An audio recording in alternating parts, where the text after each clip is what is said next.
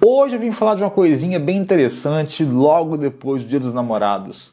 A química das camisinhas. O que está por trás disso, hein? Vamos ver agora.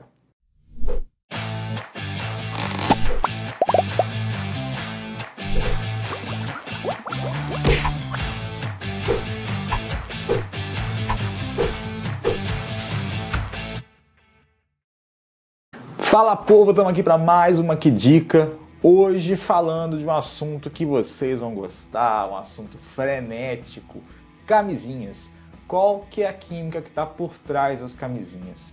Gente, primeira coisa que é bom falar é que camisinha nunca foi algo, não era algo tão comum assim. Antigamente, lá para o século XVIII, XIX, há indícios, né, de que se usava intestino de porco ou às vezes até de cabra como preservativo. Então não é um negócio, a ideia de usar preservativos não é uma ideia tão recente assim.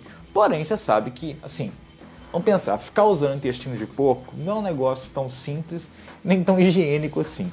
Então começaram a pensar em outras saídas para isso. E com a descoberta da borracha, né, o látex foi a primeira grande uso ou grande empreendimento para poder fazer preservativos. Então, por volta de 1800 finalzinho do século XIX, meio do século XIX, finalzinho do século XIX, não lembro a data correta, mas 1800 e alguma coisa já começaram a surgir preservativos de borracha, beleza? Vinda diretamente do látex da seringueira. Só que assim, isso foi o primeiro, é o primórdio, primeira possibilidade.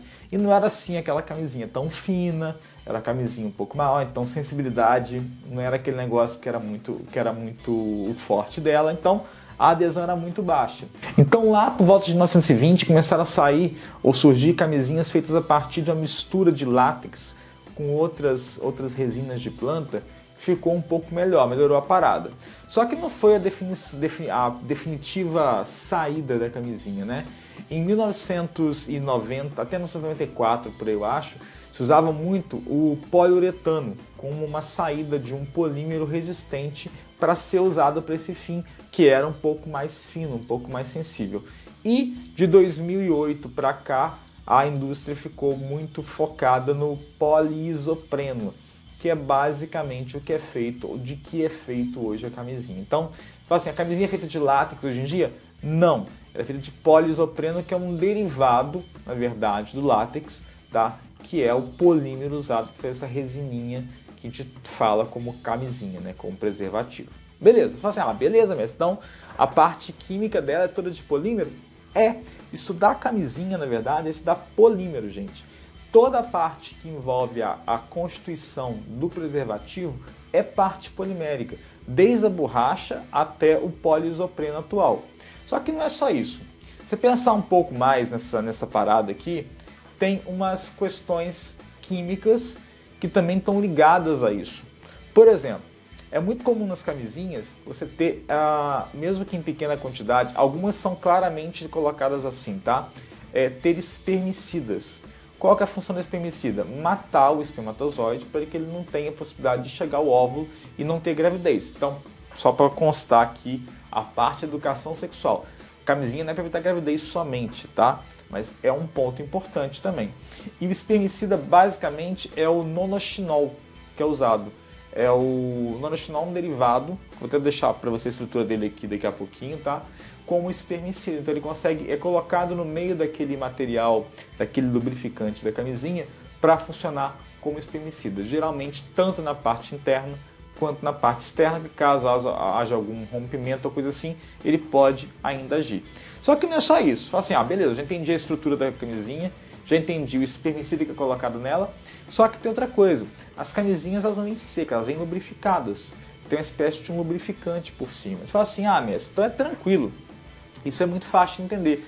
Como a camisinha é feita de látex, né, ou de derivado de látex, a gente viu que não é látex hoje em dia, puro, ela é feita de polímero, que é um polímero apolar, eu tenho que usar um óleozinho nela, né? Não, isso foi questão até de vestibular já, gente. Se eu uso lubrificantes de base oleosa, de base orgânica, o que vai acontecer? Camisinha apolar. lubrificante apolar. Quando há atrito, a interação de Van der Waals, aquela interação de polo induzido e polo induzido, entre uma parte e a outra. E essa interação ela é proporcional à área de contato, lembra?